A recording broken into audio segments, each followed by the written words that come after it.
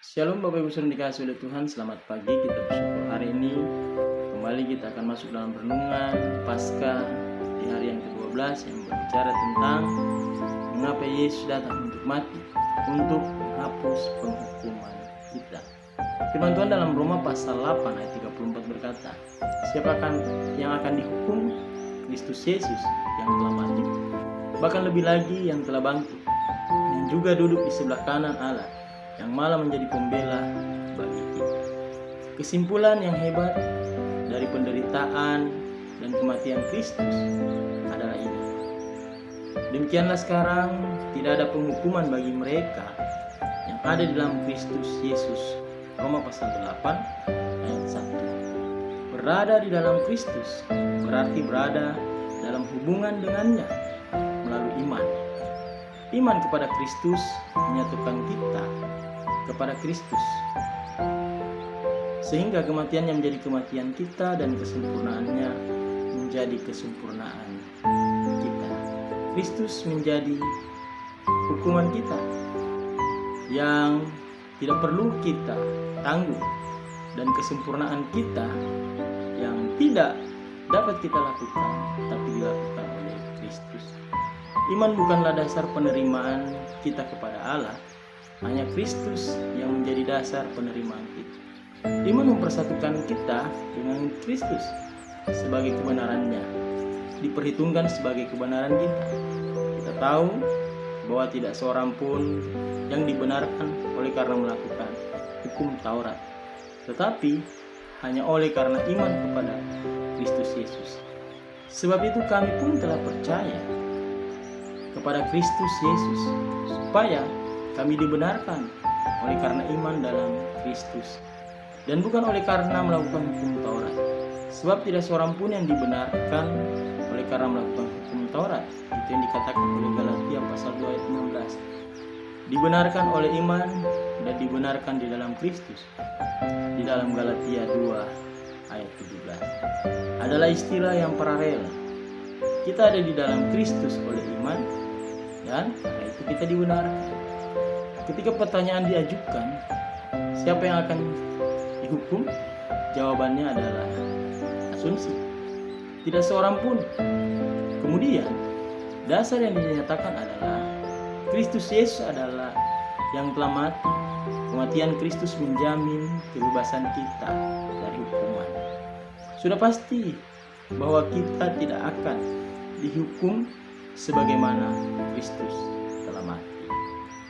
Tidak ada hukuman ganda di pengadilan Allah. Kita tidak akan dihukum dua kali untuk pelanggaran yang sama. Kristus telah mati sekali untuk dosa-dosa kita. Kita tidak akan dihukum untuk dosa-dosa itu. Penghukuman telah hilang, bukan karena tidak ada, tetapi karena sudah terjadi. Tetapi bagaimana dengan kutukan dari dunia? Bukankah itu jawaban untuk pertanyaan siapakah yang akan mengutuk? Bukankah orang Kristen dikutuk oleh dunia sehingga banyak yang martir? Jawabannya adalah tidak seorang pun dapat mengutuk kita dengan sukses. Tuduhan dapat diajukan, tapi tidak ada yang akan berhasil pada akhirnya. Siapakah yang akan menggugat orang-orang pilihan Allah? Allah yang membenarkan mereka. Roma pasal 8 ayat 33. Sama halnya ketika kita bertanya, siapakah yang akan memisahkan kita dari kasih Kristus? Penindasan atau kesesakan, atau penganiayaan, atau kelaparan, atau ketelanjangan, atau bahaya, atau pedang?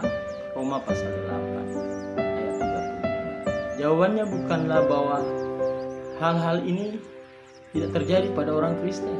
Jawabannya adalah dalam semuanya itu kita lebih daripada orang-orang yang menang oleh karena Dia yang telah mengasihi kita. Roma pasal 8 ayat 37. Dunia akan mendatangkan kutukannya.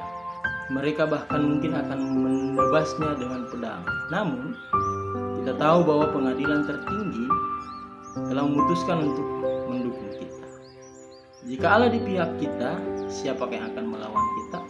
Roma pasal 8 ayat 31. Tidak seorang pun berhasil.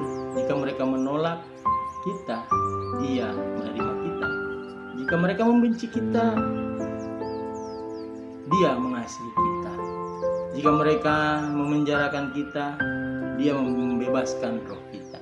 Jika mereka menyiksa kita, Dia memurnikan kita dengan api. Jika mereka membunuh kita, Dia membuat jalan menuju surga. Mereka tidak dapat mengalahkan Kristus, mengalahkan kita. Kristus telah mati, Kristus telah bangkit. Kita hidup di dalam Dia, dan Dia di dalam kita. Dan di dalam Dia tidak ada kutukan. Kita diampuni dan kita benar. Orang benar itu berani seperti singa. Amsal 28 ayat 1. Demikian renungan Paskah di hari yang ke-12. Biarlah ini memberkati kita semua. Shalom, Tuhan Yesus memberkati kita.